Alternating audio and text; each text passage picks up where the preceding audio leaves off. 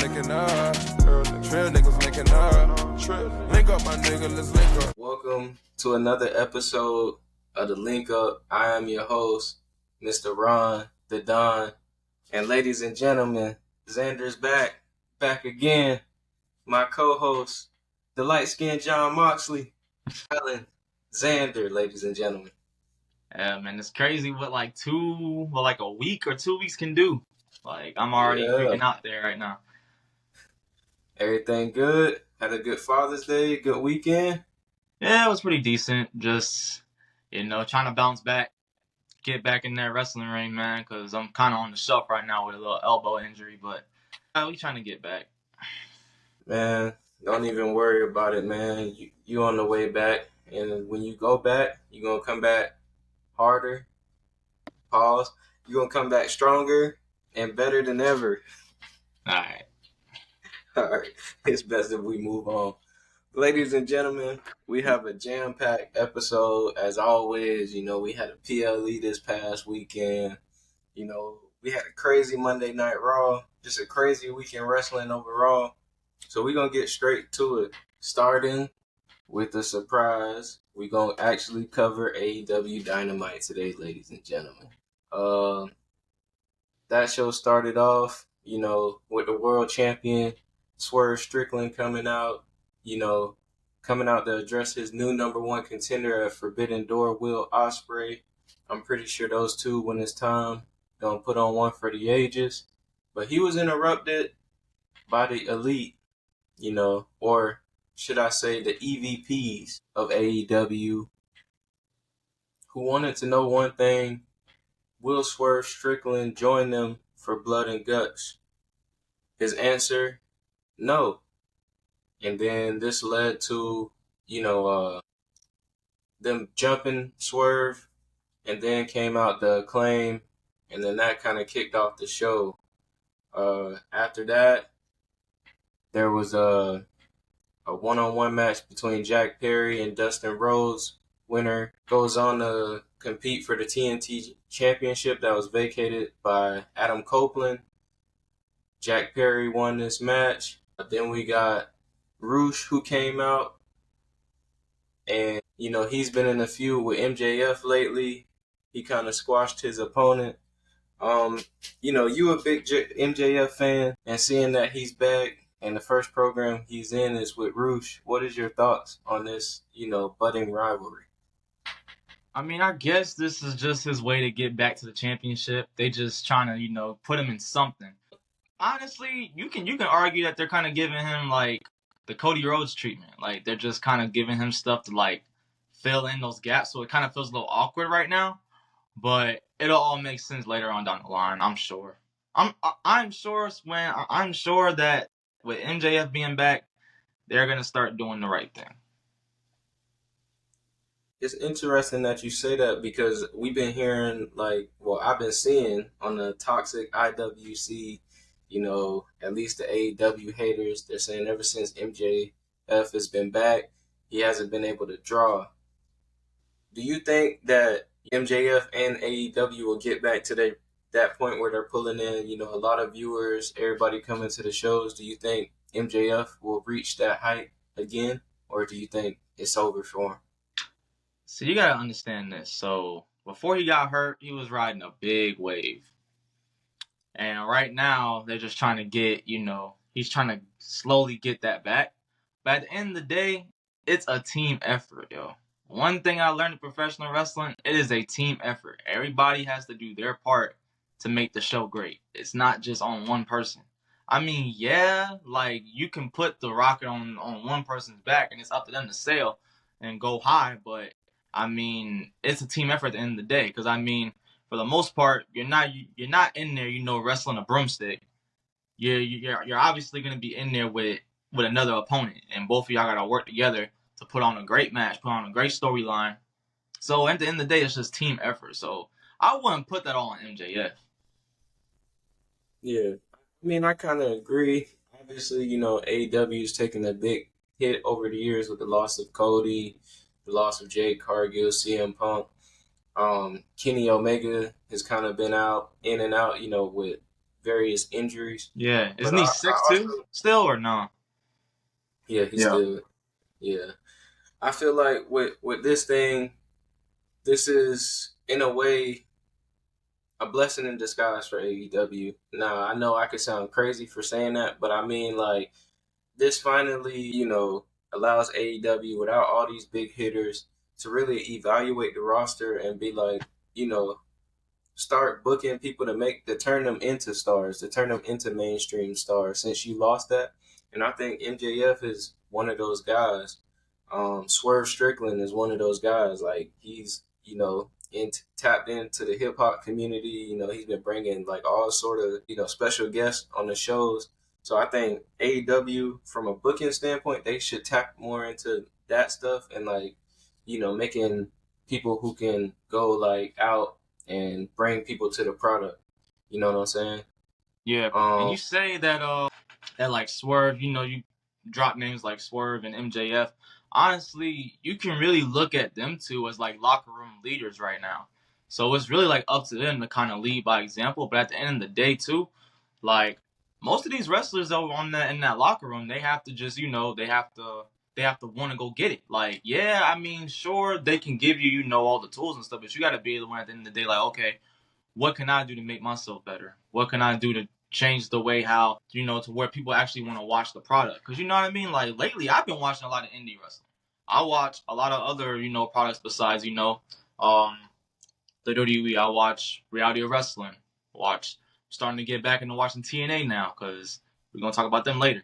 But yeah, man, it's just, a lot of other, it's a lot more wrestling out there right now. So when one promotion isn't doing what they're supposed to be doing, all they're gonna do is go to another one and try to watch something that about what the next show is doing. You know what I mean? Like they're kind of like you get what I'm saying.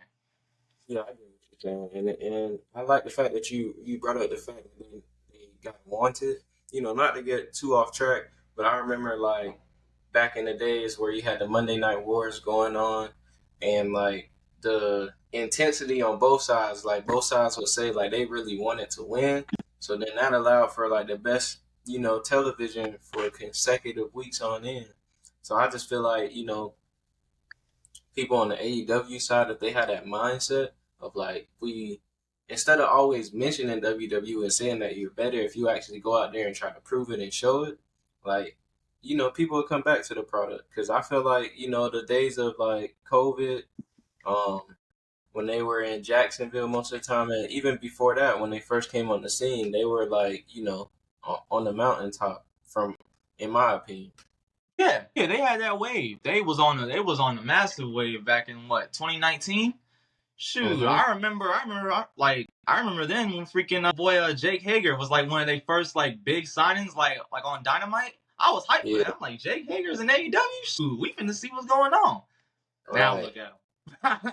But hey, that's just the thing. That's the thing about wrestling. Okay, once you have that momentum, you have to capitalize on it. You don't capitalize on it, it's gonna tank real quick, real quick. Exactly. Because, like, even look at WWE now. A lot of people thought, like, they were dead in the water. What they do, like, Vince McMahon stepped away, Triple H took the reins, and now, they bigger than ever. But we gonna move on here with AEW Dynamite. We saw a 6-man tag match with the team of Mark Briscoe, Kyle O'Reilly, and Orange Cassidy going against the United team of the Don Callis family and the undisputed Kyle Fletcher, Roderick Strong, and Takeshita, in which we saw that team take the victory, with a few interferences from Trent Beretta and Chris Statlander and everything happening after the match. And then after that, it was announced that Roosh and MJF will face off in next week's Dynamite or this past week's Dynamite when you guys will be watching. And then we saw the tag team of the Premier Athletes versus Samoa Joe and Hook. And, this wasn't really a contest. What are your thoughts on Hook and Samoa Joe as a tag team? And I mean, Mojo and Hook. Okay, I mean, honestly, That's not a bad pair up. I mean, you got teacher and mentor. I mean, hey, what more can you say about that? Yeah. It's just funny how many like different tag teams we got. I'll Remember? see. You see, look. I was just gonna say that, but I decided to keep it short. But I was gonna pinpoint the fact that AEW has a lot of factions and a lot of tag teams, and honestly too, a lot of championships. Yeah. Like, I don't know who it was, but somebody had said this on like a podcast or whatever. I don't know if I'm right or wrong on this, but I'm pretty sure like someone said like the championships are just like they don't mean much if you're gonna have a bunch of them on TV. Like, Right. they just look like little consolation prizes at this point. Like, I mean, but I'm not knocking any of the champions on AEW or Ring of Honor, none of that. But it's just like when you have a lot of them on TV, it's just like, man, my thing. See, what I would do is, and this is not me fancy booking or nothing like that. Try to merge some of those Yeah. at this point. Merge some of the championships, like some of the Ring of Honor championships. Merge them. Some of the AEW championships. Merge them. It's just might have to merge some stuff just so it's not like like when they're actually competing for championships, it actually means a lot more because it's just like I'm starting to see like a championship match like every week on AEW, huh? Almost every week. I see a championship match, which is not a bad thing, but it's just like, I mean, championship matches are really specifically for like pay-per-views and like, you know, like one-off episodes instead of like big episodes of like that show. Well, that was a great segue because speaking of a championship match, we had the TBS championship on the line with champion Mercedes Moné, whose Boston Celtics just won the NBA championship. She put the title on the line against Zeuxis, in which she successfully defended that championship and got the victory. And then also on the line is the AEW International Championship in the main event where we saw champion Will Ospreay defeat Rey Fenix in the main event of Dynamite. And then also after the match, getting in the face of Swerve. Those two had a little back and forth, putting the title on one shoulder, and then Swerve just grabbed him and was like, you lucky you my friend, because if you wasn't, I would put you in the grave. Are you looking forward to seeing these two face off for that AEW World Championship? And this kind of ties in to what I was just saying before about the championships. Will Ospreay has the international title. Swerve has the AEW World title. Why are both titles not on the line? Why are both titles not on the line for that match? I mean, it would just make more sense. That right there would kind of give me a reason to tune in. I ain't gonna lie. I would tune into that match. If both titles were on the line, that right there would be the key for me. I'd be like, all right, bet. You know what? Let me check out this match. Let me check out this pay-per-view. So it just kind of doesn't... I'm just not a fan. I'm not a fan of it with the whole, like, if you're in a rivalry with a champion and you're a champion and that title only gets defended, that was honestly the same thing I was saying about the whole Cody Rhodes versus Logan Paul thing. Like, I didn't like that either. So it ain't look. Both sides are getting the bad part of me right now with that. So, but hey, that's just me personally. I don't really feel like that's like the best move. Like, if you have both champions, or whatever on like in the same match, just put both titles on the line. It's logical. I'll just say that it's more logical to do that in my opinion. No, I definitely agree with you, and I also feel like from their perspective, they have like a big enough roster.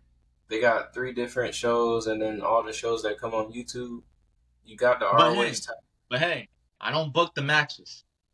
I'm not a booker. I'm just a member of the IWC, just like all of y'all. All right, I am not a booker. I'm gonna put that disclaimer right here. I am not a booker. I don't want to be a booker. Hey, CM Punk would be proud of you for that statement. Yeah, but, see.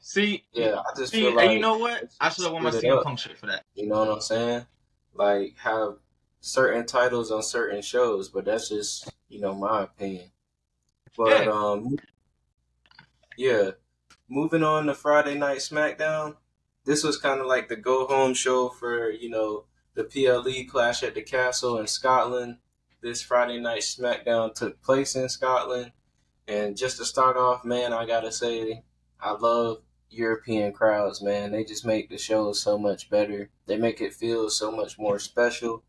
So I just hope like WWE continues to expand, or the crowds in the United States do better. Feel how you feel, but I stand on that. Honestly, with the European crowds, I ain't gonna lie, they make me want to go buy like a VR headset or something to kind of like get some type of experience on it or something, bro. It's just like, man, these dudes be just going in, like they just and like they see. This is the thing. I'm pretty sure that they're doing this a lot because they don't really get a lot of wrestling. So honestly, as a collective, they're all saying, you know what, we don't get a lot of wrestling, so let's show out. Let's go to this show like it's our last show. And possibly it could be their last show for a little minute. Because, but I'm pretty sure, like, with this whole direction that they're going right now, they're going to start having more international shows. It's inevitable at this point. You have to have more international shows. Definitely. With TKO taking over, and we already seen, like, how successful it's been for UFC. Definitely. Oh, yeah. But, as a side note, that Cody Rhodes chant was stuck in my head all weekend. Cody Rhodes. Cody Rhodes. They was chanting in the quit match. Yeah. But to start off SmackDown, Naomi defeated Chelsea Green, who, by the way, in her theme song, got Samantha Irvin pronouncing her name in the theme song, which I thought that was pretty cool. We then got a match between Apollo Crews and Santos Escobar. This saw interference with, Angel Umberto of Legado, and then Baron Corbin, which was surprising. But Escobar came out with the victory over Apollo Crews. And then we got the Grayson Waller effect. Theory, and the guest for that show was DIY, who basically was trying to stir up the pot a little bit and show Theory that Grayson Waller is using him, and Theory is much better than Grayson Waller. And in this segment, we saw things break down, and then at first, Theory actually took the bullet for Grayson Waller, but then when the second attack came, Grayson Waller actually pushed Theory in the way of the attack and got out the way. Pun intended. Yeah. And then how do you feel about the way, things are going with A-Town Down Under?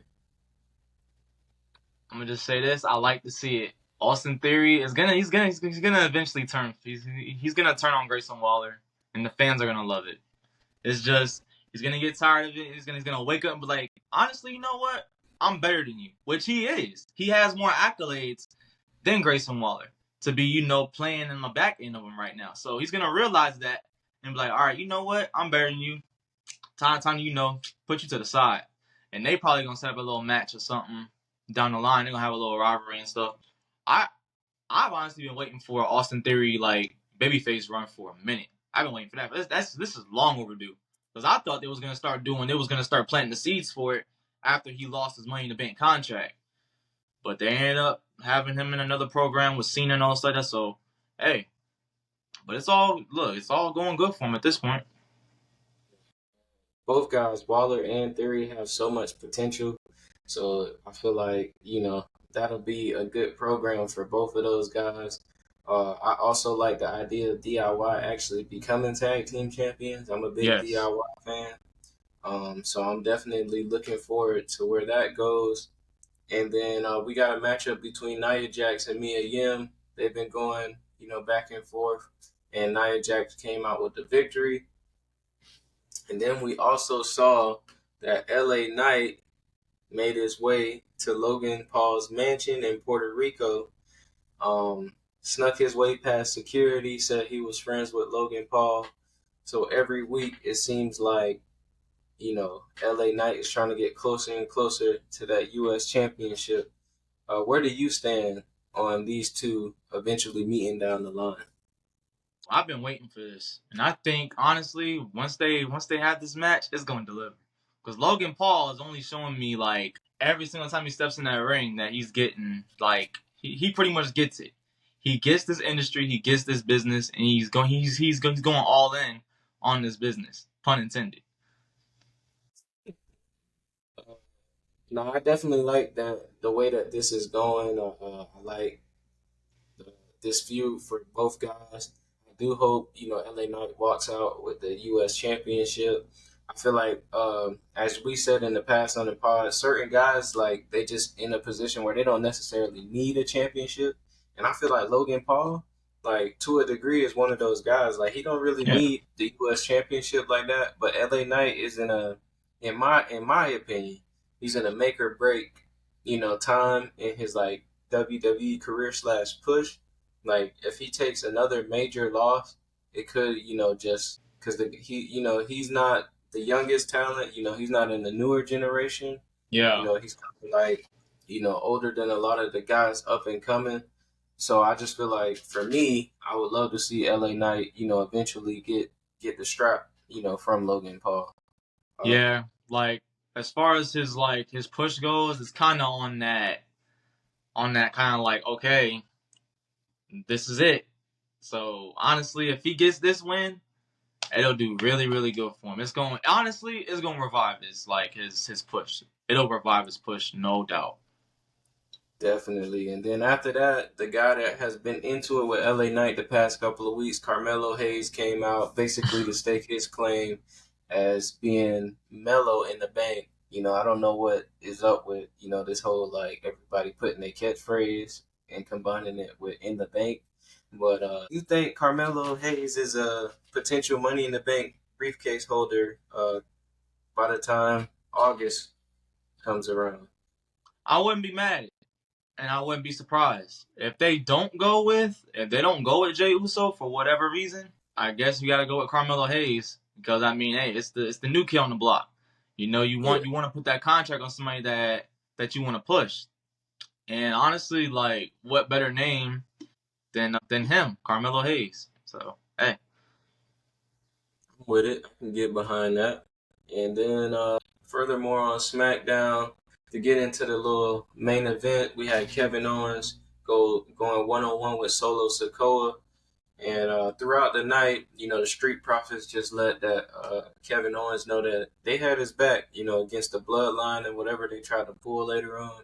But they never got the chance because they was attacked, early on in the night. So Kevin Owens went into the main event alone. And we saw, unfortunately, Kevin Owens went down at the hands of the Samoan Spike. And then after the match, he was getting jumped by the rest of the Bloodline. And then who came out to make the save? Returning Randy Orton. Returning for the third time this year. From the injury. time, bro. I'm telling you. And so we saw those two fight off the Bloodline. And yeah, that was Friday Night SmackDown. It was a good show. Like I said, it was in Scotland, and basically the go-home show to this next show, which was WWE Clash at the Castle. All in all, a great PLE.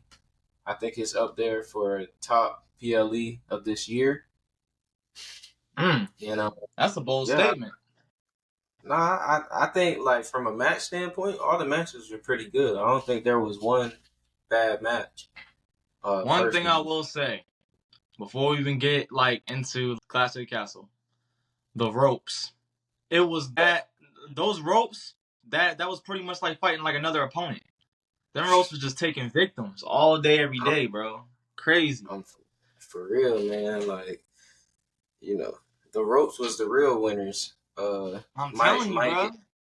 Might get put in my top 5 later. We'll see. Ropes. But Clash at the Castle started off with the I Quit match for the WWE Undisputed Universal Heavyweight Championship, in which we saw Cody Rhodes versus AJ Styles. This match was a good match, back and forth.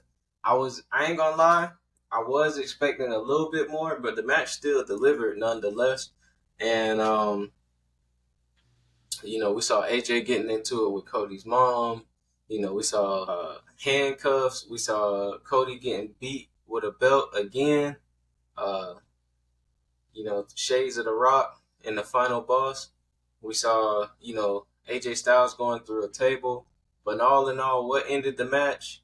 AJ Styles in the corner, Cody Rhodes with steel steps above his head, about to launch it at AJ Styles, in which AJ Styles quit. Your takeaways from this match and Cody retaining his championship? I was not, and I repeat, I was not a fan of that finish.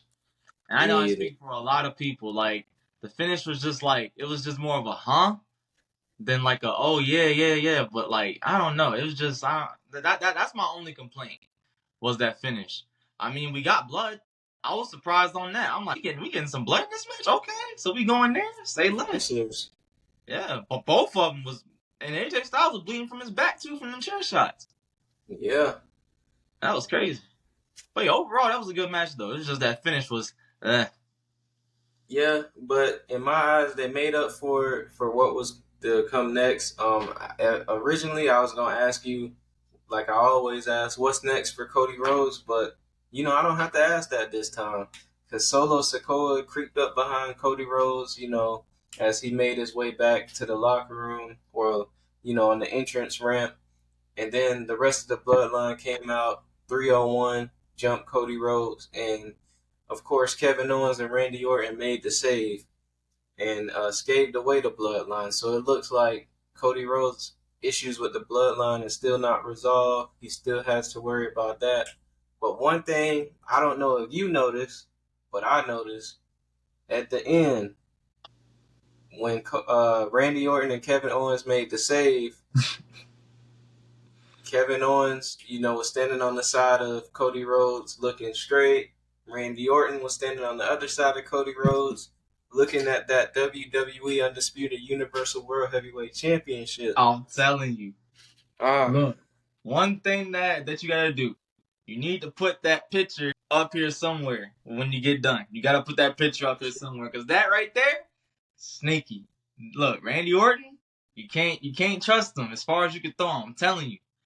Like when it comes to like betrayals and heel turns, Randy Orton. Come on, it's honestly like it's just in his nature, and I'm pretty sure at this point, for whenever he does go back to having his little heel run, they're probably gonna give him like the same treatment that they gave Edge, like when he turned heel for the Judgment Day. They didn't really boo him as much. They were still cheering him and stuff. You can't really boo a vet like that. You know what I mean? Like you just can't. It's just not. It's gonna be hard. You know what I mean? To do that.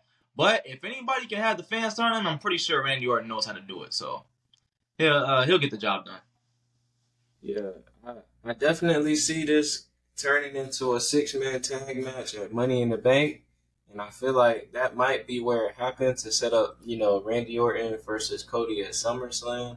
Oh, you don't think that it's gonna be Solo against Cody at Money in the Bank? No, only because like if Randy was to turn on Cody, I feel like it would have to be in a match. I don't know. I just feel like it would have to be in a match. I mean, that's what I would do. But like, you're right. because I feel Disclaimer again: I am not a booker. Next topic. But yeah, that was what happened in that match. And then this next match, probably the shock of the night. If I was a betting man, I would be homeless right now. No vehicle, no money, no family. Like that's how much, I would have bet on Bianca Belair and Jade Cargill retaining their championships. But however, in this triple threat match for the women's tag team championships, the unholy union of Isla Dawn and Alba Fire came out with the victory as a shock to many. Now, of course, prayers go out to Alba Fire, who recently lost her mom. So, prayers up for her and her family. But going into their home country of Scotland, they came out with a W. Were you surprised as much as I was when this happened? Yes and no. I was shocked at the fact that they did drop their titles at that pay-per-view, but at the end of the day, I kind of wasn't, because they're in Scotland. They're not gonna have out of them 3 matches with Piper Niven, Drew McIntyre, and you got Alba Fire, Isla Dawn. You wasn't gonna have all 3 lose in their hometown. It's just not gonna happen. So somebody was gonna get that win. Somebody coming out with that dub, because if all 3 of them, if all 3 or what, all 4 would have pretty much lost, right? We right. They still rioted at the end. Yeah, freaking. There was a video of Samantha Irvin talking about she was apologizing to them as she was walking out, and that just kind of added more fuel to the fire, apparently. I mean, all in all, I kind of like this. I feel like, respectfully, but really not respectfully, the WWE Women's Tag Team division has been trashed the past couple years. So to give it to an actual tag team that's like been a tag team for at least, longer. And, and I don't think Jade and Bianca were going to be a long-term tag team. Like, I feel like to do that, hopefully it turns into like they actually defended against other tag teams and not makeshift tag teams. But I see that as a plus. On the back end, I'm very curious to see where Bianca and Jade go from here. I'm very curious to see, how that turns out. I feel like initially they'll try to get their titles back, but I don't think, we'll see. All I'm gonna say is WrestleMania. He's not a booker, ladies and gentlemen. I'm not a booker, though. I'm not a booker, but I'm not a booker. I promise you, I'm not a booker. I'm kind of planning on getting it tattooed right here. I'm not a booker. That'd be crazy. Speaking of championships, if you watched the last pod that I did, you would know that I was so strongly on the side of Chad Gable walking out Clash at the Castle as your new Intercontinental Championship. But because of those idiotic members of the Alpha Academy, this was not the case. I'm joking, of course. But yeah, Sami Zayn beat Chad Gable at Clash at the Castle. And then this match was Otis and Maxine ringside, which, that really started all the trouble. Chad wanted Otis and Maxine to get involved. They refused, or they just couldn't bring themselves to do it. Eventually, on the outside, Sammy and Chad going at it. Sammy reverses. Chad goes right into the already injured ankle of Maxine. And this kind of, not sent Otis over the edge, but made him walk away and turn his back, on Chad Gable, which allowed Sammy to get the victory. What were your thoughts on this match? They need to give this man a title at some point. It's not looking. Bro, he's been putting in so much work, bro. He improved so much over the past 3-4 months. He has been really putting in that work, bro. Like, honestly, he needs that championship to kind of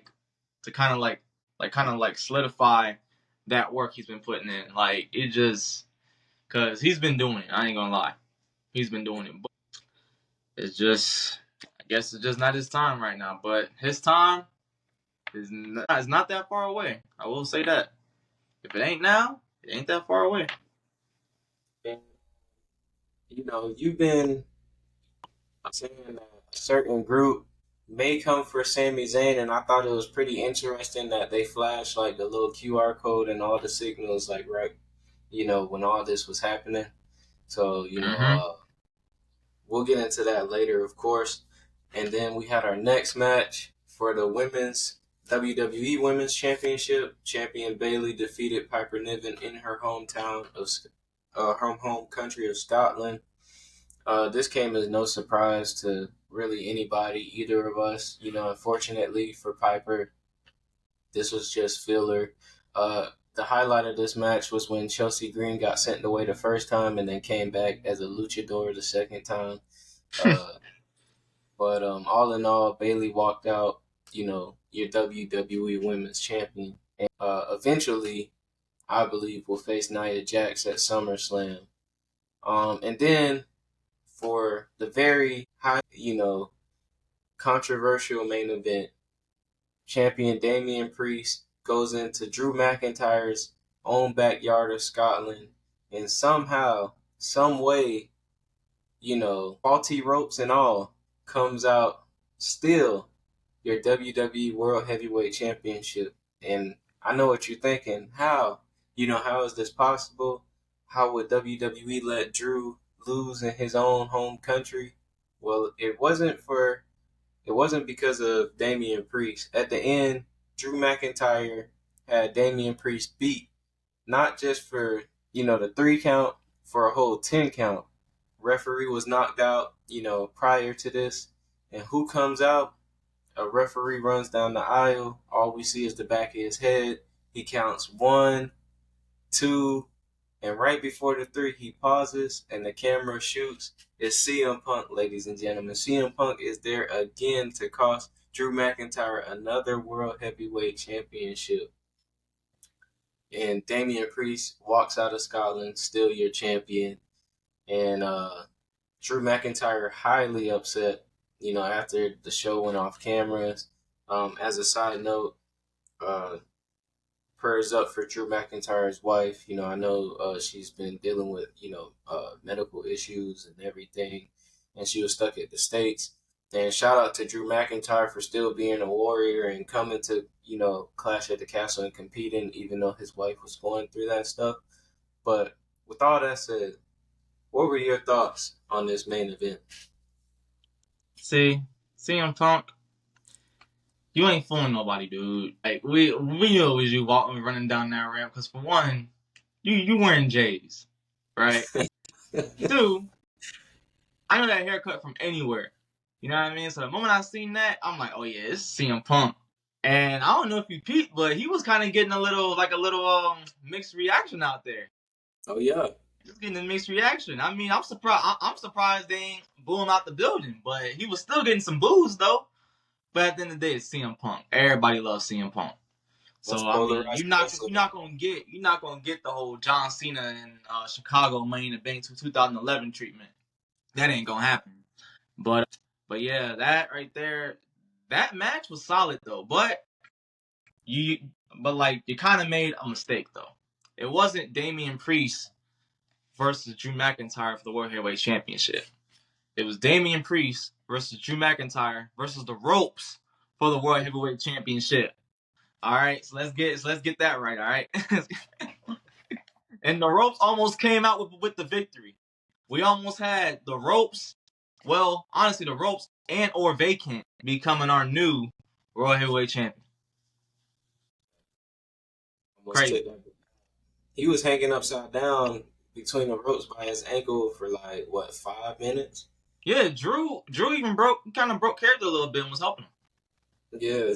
So that's just some of the things you see, even though they say wrestling isn't real, you can still get hurt just by, the simplest stuff. Honestly, I'm pretty sure, and this is going on topic, I'm pretty sure people are kind of past that now with the whole wrestling is fake ordeal. Because, I mean, yes, it's predetermined, but them bumps hurt. Alright? Them bumps hurt. Sometimes the strike doesn't go the way you want it. You get tagged. I mean, you're not going to get tagged all the way, but you're going to feel it. And it's just you can't fake gravity. When you get when you're coming down, you coming down. There ain't no stopping that. Ladies and gentlemen, this is a professional wrestler in training, so he knows for sure. Yes. But we're gonna move on to another eventful show, and that was Monday Night Raw. And this Monday Night Raw started off, with a shock and a surprise. Ladies and gentlemen, everybody was singing his song. Monday Night Rollins, Seth Rollins, came back and returned.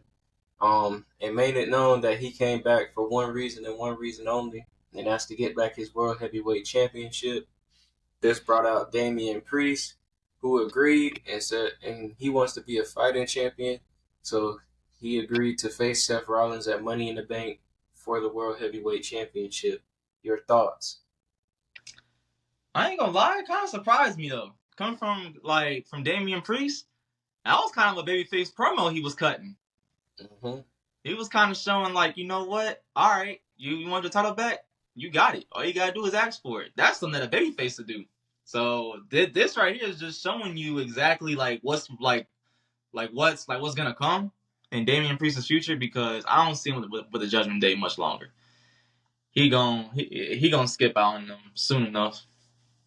You can definitely see, like, him going in that direction, where he is, fully face. And I think by the time SummerSlam rolls around, or after SummerSlam, he'll be fully face, with everything set to come.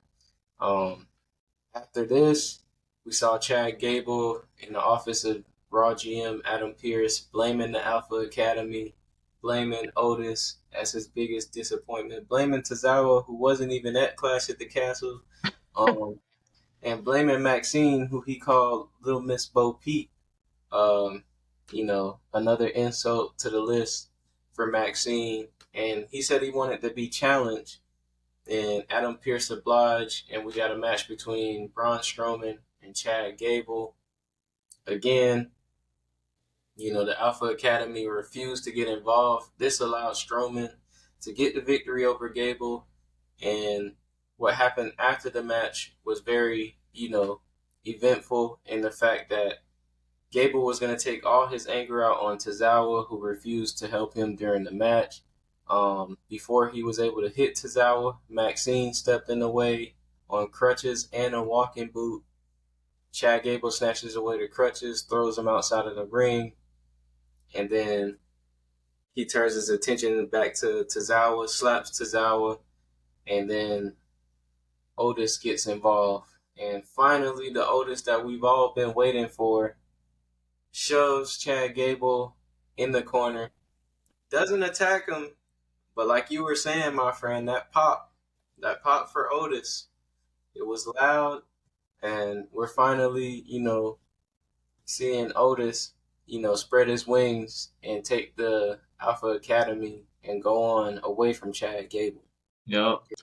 And see, my thing is too, with this happening with, Otis and Maxine and Akira pretty much like slowly leaving Chad Gable, that's going to open the door for the Creed brothers. They're going to come in and replace them. And then that's going to start Chad Gable's own faction right there. Hopefully, with the IC title around his waist. And, take it a step further, the World Tag Team Championships on the Creed brothers' waist. Now, I am in no way, shape, or form a booker. I'm going to keep saying this. I am not a booker. These are my own thoughts. The night wasn't over for Chad and Otis interactions, and Chad actually does have future plans, which we'll get to in a bit. But next up was a Money in the Bank qualifier for the women's Money in the Bank ladder match, which was a triple threat match between Zelina Vega, Kiana James, and Io Sky. Before this, though, there was a backstage segment between the Judgment Day where Damian Priest pressed Finn about taking the room key, and Finn got pretty defensive about it and said he was just trying to protect Dom. But cooler heads prevailed, and Damian Priest and Finn end up, being cool again until Damian asked, who are you, if you do win the Money in the Bank ladder match, who are you going to cash in on? In which Finn, said he would do Cody. But in the midst of all this, Dominic Mysterio was panicking because he couldn't find his, ring vest that he wears to the ring. But to fast forward to all of this, we got the triple threat match between Io, Zelina, and Kiana James, in which we saw Io Sky win due to interference from Liv Morgan, who was wearing said jacket. This had Dom's initials on it, and with that being said, Io has now qualified for the women's Money in the Bank, and Liv is still planting her seeds in the Dominic Mysterio garden. One thing that stood out to me with these qualifier matches, the graphic only showed that there will only be 6 participants in the Money in the Bank ladder matches, which I think that's interesting. We've knocked it down from 8. Any thoughts on that and EO joining the ladder match? So with EO qualifying, it kind of just goes into what I was saying in the last couple of podcasts that we did, that would be someone that I could see actually winning the whole thing. And so that's just one step closer to her doing that by qualifying for the match. Now, with the whole 6 participants back, it kind of brings back to how they used to have the Money in the Bank, where it was just 6. So it kind of makes these qualifying matches actually mean more because there's not a lot of room for them. There probably might not even be a second chance match or anything like that. I mean, they still have, they probably still can do a second chance like Battle Royal thing that they usually be doing. They could probably still do that. Which in my opinion, I do think Finn Balor might be winning that if they do that, but we're gonna get into that. But yeah, I mean, as far as EO taking that, I mean, hey, I'm not surprised. Sorry about that. Keep it in. Keep it in, bro. Just like wrestling matches, gotta keep it pushing. Even in a botch, you can't be like, oh, snap. All right, bet. Let's go back. Gotta keep it going. Word, I couldn't think of it. But and we gonna talk about a spot about that later, too. Because it was a spot that I peeped that it was kind of botched a little bit, but we're gonna go over it. I peeped the botch, too. I don't know if we peeped the same thing, but mine wasn't in the match, but we'll get to it. Next up, we had Sami Zayn coming out, still your Intercontinental Champion, says he's done with Chad Gable. He hopes the best for Otis in the Alpha Academy, but he's officially done. And he's on to the next thing, which brought out what some deem as the next big thing, Braun Breaker, who's been on a dominant streak, basically ended Ricochet's WWE career, quote unquote. And he stated his claim as the next number 1 contender for that Intercontinental Championship. And then who came out to interrupt? None other than Sheamus. Sheamus saying that the title that has eluded him his whole WWE career was the Intercontinental Championship. And these two got in each other's faces. And this eventually led to a match, later on in the night in which we got that. And we'll get to that later. Also, following this, we had Dragon Lee versus Carlito. Carlito defeated Dragon Lee, but towards the end of the match, everything broke down between the Judgment Day and the LWO. And then Liv Morgan came out to get Dom's attention, but it was short-lived as Zelina attacked her from behind. So that was that. And then after this, we saw a backstage segment between Liv and Dominic in a hallway. Just those two getting some one-on-one alone time. Liv still calling Dom daddy. Dom asking for his jacket back. With Damian Priest watching from afar and coming up, tell Dom grab his stuff, and get going. Happy Father's Day to Damian Priest because he came off as such a dad in this segment. And he told Liv to leave Dom alone, leave his son alone, in which Liv replied that, she's only giving Dom what she think Dom wants. And if Dom wants to be with Liv, let him be with Liv. So, this is pretty interesting. After this, we saw Drew McIntyre come out, and another shock of the night, Drew McIntyre quit. Just as fast as I said it, he quit. And nobody can talk him out of it. Adam Pearce couldn't talk him out of it. Triple H couldn't talk him out of it. Drew McIntyre said he's done with the BS. He's done with CM Punk. He's out. He said, and I quote, screw this company. Exactly. I quit. Yep. And just like now, that. See, this would have been way more edgier if they would have did this when his contract was expiring. Yeah. And there was no news about his contract being renewed. If that was the case, man, this would spark up so much controversy, bruh. But we already know this is kayfabe. At the end of the day, he'll be back. He'll be back to probably attack CM Punk on one of these random episodes of Raw or something. Yeah, you know, before SummerSlam, because CM Punk will be cleared by then. Mm-hmm. But then after that, we got a match between Damage Control, Dakota Kai and Kairi Sane versus Kaden Carter and Katana Chance, in which Chance and Carter picked up the win due to Lyra Valkyria support. Disallowed EO to go off on them, which I thought was pretty funny. And then after that, we saw backstage again Chad Gable addressing Otis and the Alpha Academy, in which Otis, took the balls out, paused, and said, "We're done." He's done with Chad Gable. And this led Chad Gable to say he'll show him and he'll compete, for the Money in the Bank contract and do what Otis couldn't do, and that's become World Heavyweight Champion. And ladies and gentlemen, if you wasn't paying close attention, Ramblin' Rabbit was in the background, made a nice cameo. I wonder why. But then we got a banger, Sheamus versus Braun Breaker. This match, unfortunately, as good as it was, ended in a no contest due to interference from Ludwig Kaiser. Beat the hell out of Sheamus. Then Braun Breaker speared Sheamus on the ground. Once Braun seemingly, backed away, Kaiser came out, beat on Sheamus. And ladies and gentlemen, if you haven't seen it, you got to go on YouTube, look up this spot.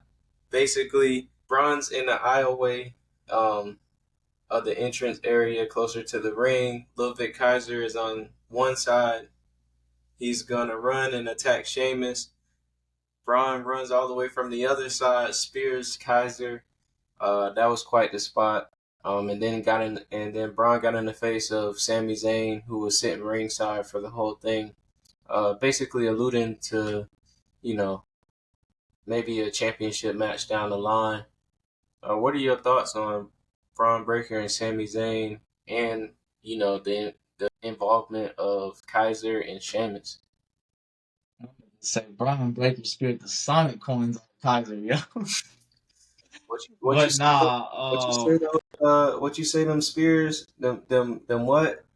Them Cora Jade inspired spears, bro. Them Cora Jade inspired spears. I mean, it is, bro. I mean, look at the impact he put on them spears, yo. It's just like, man, you gotta calm down, bro. But yeah, I can. It's as clear as day. We could see this turn into a fatal 4-way match. Sami Zayn, Sheamus, Ludwig Kaiser, Braun Breaker. Hey. Oh, and I gotta remind you, I am not a booker. There you go. He said it 5 times. 5 times.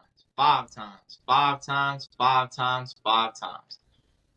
But me personally, I wouldn't be mad at Braun as an Intercontinental Champion.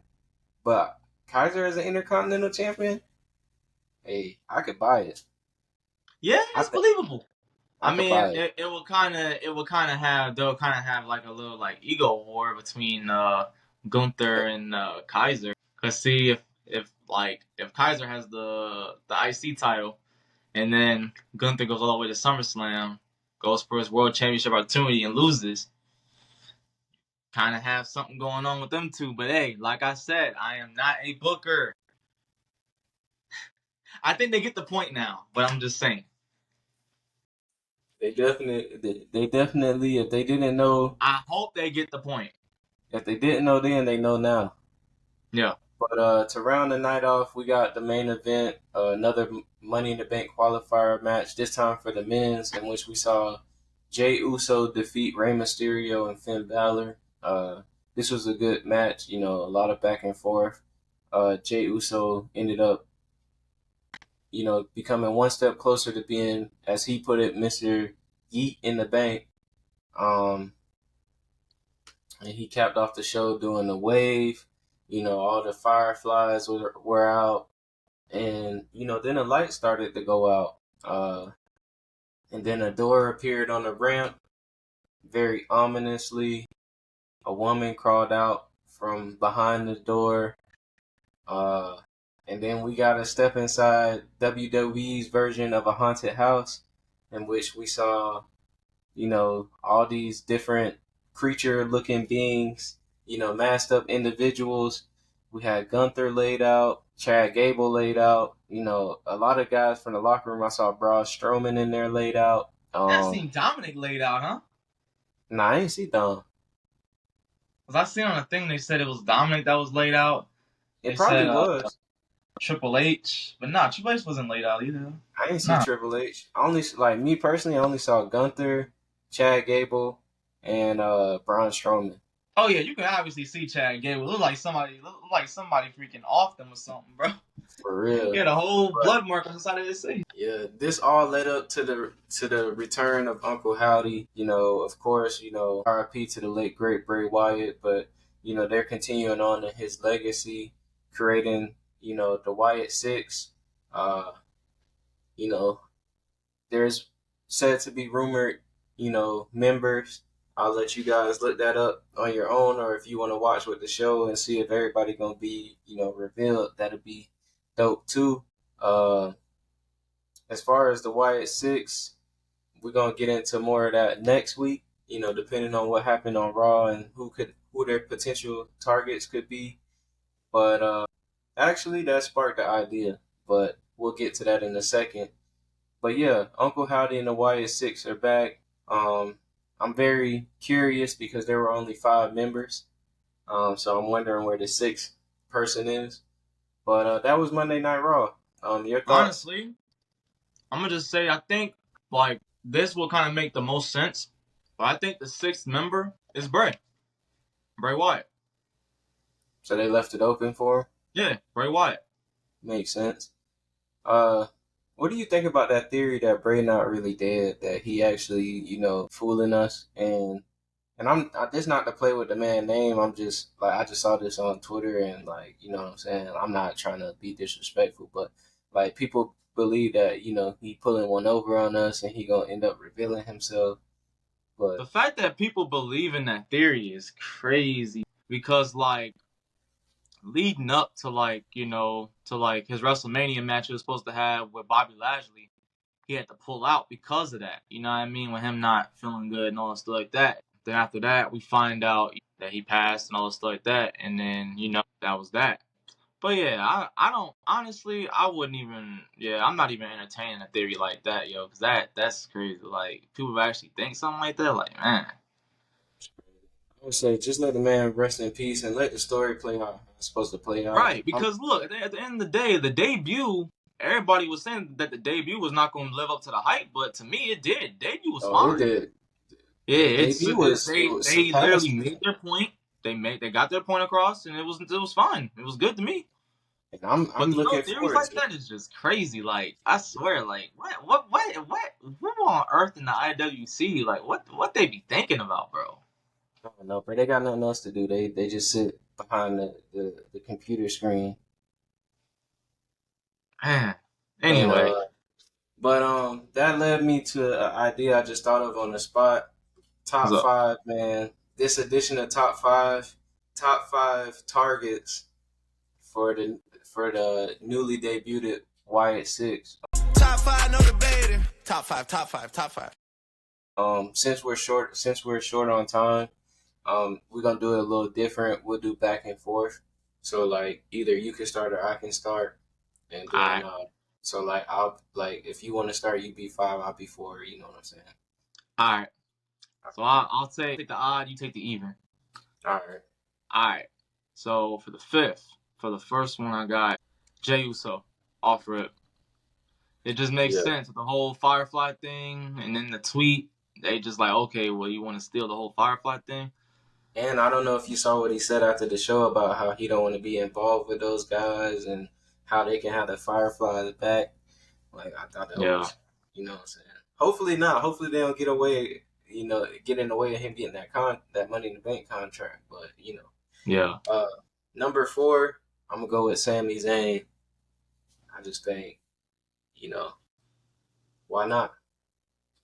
Yeah, he does have the Intercontinental Championship, so they might want to get gold around their waist real quick. Yeah. Number 3, I got Dominic Mysterio because pretty sure the whole purpose of the Wyatt Six is about family. You know what I mean? So you betraying your family, it don't look too good it don't look too good in the eyes of the Wyatt Six. All I'm gonna say is, you may not be a booker, but you cooking, boy. Boy, cooking.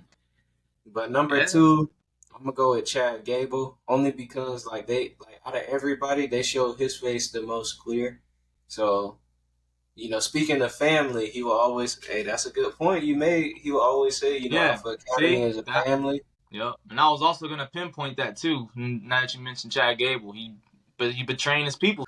Hey, they don't like that. You know what I mean? At the end of the day, they ain't feeling it. And number 1, I got Braun Strowman. Obvious reasons.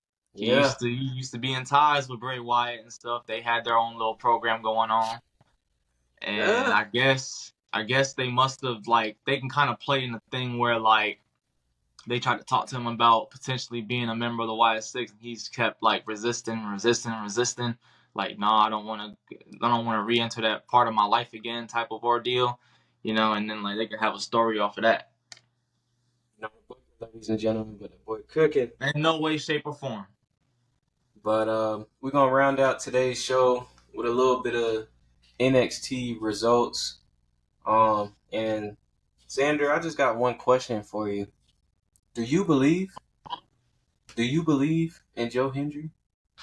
I believe in Joe Hendry. Yo, that was my first time seeing a NXT crowd camera shake. I ain't never seen a camera shake for NXT. Well, that was the first time I ever seen I was gonna say in this era, I done seen the camera shake for NXT. Oh yeah. Well, all right, yeah. Let me rephrase that. In this era, in the new era of NXT, and also if you ain't peaked too with the whole battle royals, I know you're probably gonna get into that since we're talking about Joe Hendry. What's his face was in there? Frankie. Yeah, Kazarian. He was in there. I see ain't nobody talking about him though, but he in there. Yeah, it was quite the battle royal. Some new faces in different places or from different places. Unfortunately for Joe Hendry, he didn't last that long. In the battle royal after a showdown with Ethan Page, and he got eliminated. But the winner of this match was the young OG, Javon Evans. Man, shout out to him, man. He's been doing great things since he got to NXT. He's been doing and he's been also doing great things outside of WWE before getting there. As to why his name was out there, because man, that dude in what is it, DPW? DPW. I think it's DPW. I think so. It's Dangerous Promotion, thing that Chris Danger be on. Yeah. Yeah. No, correct me if I'm wrong, IWC, if you watching this. You know what I mean? You're more than welcome to get in the comments and correct me if I'm wrong. But no, we take feedback over here if you haven't noticed. If you feel like we're not saying nothing or you want to see improvement somewhere, let us know. We ain't scared. Yeah. After this, we got the triple threat tag team match with the Metaphors, Jakara Jackson, Lash Legend versus JC Jane and Jasmine Nix, and Roxanne Perez and Lola Vice. This match saw Roxanne and Lola take the victory. Afterwards, they both were raising their hands in victory, in which Roxanne quickly turned on Lola Vice, setting up a program for those two down the line. I've seen people who are in support of Lola Vice and people who are, very negative about Lola Vice. What side do you stand on? You gotta ask that. Of course I'm with Lola Vice. Come on, it's Lola Vice at the end of the day. You know what I mean? She is either going to be the next NXT champion, women's champion, or the next NXT women's North American champion at some point. in her career before she gets called up to the main roster. One of them 2 championships, if not both of them championships, are going to be around her waist at some point. You see it. Speaking of the NXT North American Championship, we had a championship match with champion Kalani Jordan versus Michin. We saw Kalani ended up retaining due to interference from Jada Parker, who pushed Michin off the top rope. Unbeknownst to Kalani, but she came out with the victory. We also saw before this Sol Ruka wishing Kalani good luck, so maybe we might get a program between those two down the line. Then for NXT Heatwave setting up in Toronto next month, Obafemi agrees to give Wesley one more match, and if this time Wesley loses, he can't challenge for the NXT North American Championship so long as Obafemi has that title. Also in the crowd, Brooks Jensen was being detained by police. So there's that. He's unhinged. We also got Fallon Henley beating Carly Bright.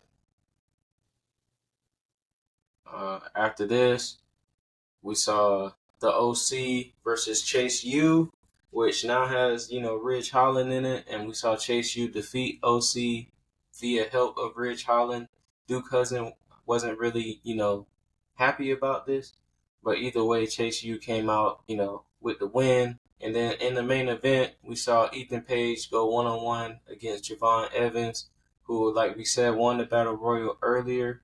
But in this match, we saw Ethan Page defeat Javon Evans, gets into the face of Trick Williams. Then the Young OG was then attacked by Sean Spears. Trick Williams, went to his aid, and then Ethan Page attacked him. And so after that, Javon got back to his feet. So it's looked like it's setting up, a tag team match between Trick and Javon versus Ethan Page and Sean Spears. Also, as a side note, WWE Do Better, Ethan Page's theme song is trash. Your thoughts on NXT as a whole? Solid show. It's just not really much you could really complain about, especially with them starting off hot, with Joe Hendry. That dude, I'm telling you right now, Joe Hendry is so over. I'm even hearing about, like people saying that he's gonna be getting more appearances in NXT because of how successful that was.